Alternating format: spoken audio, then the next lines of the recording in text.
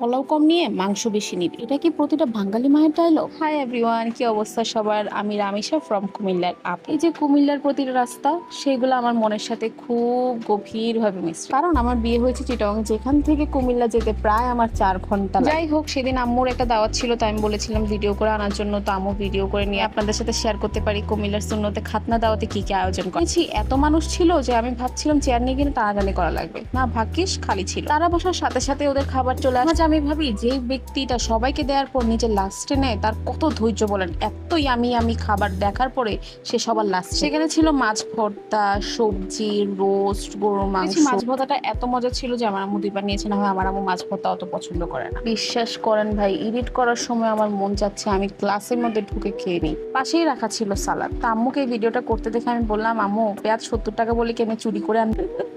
সাথে রোস্ট ছিল, সাথে ছিল গরুর মাংস।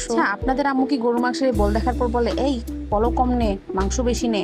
সাথে কোকো ছিল। আর শুনেছি সেদিনের প্রতিটা আইটেম খুব বেশি মজা ছিল। বিশ্বাস করেন ভাই, যেসব মেয়েদের বিয়ে দূরে হয় সেসব মেয়ে বোঝে না নিজের শহর থেকে, নিজের শহরের ঐতিহ্য থেকে যে দূরে থাকা যে কতটা কষ্ট। যেমন কুমিল্লাতে হয় সব অনুষ্ঠান দিনের বেলা, চিটং এ হয় রাতের বেলা, তো এমন ডিফারেন্স তো আছে, সাথে খাওয়ার অনেক ডিফারেন্স আছে। এই যে আমার শহরের রাস্তাগুলো, এগুলো দেখে মাঝে মধ্যে খুব মিস করে নিজের শহরটাকে। ভিডিওটা আপনাদের কাছে ভালো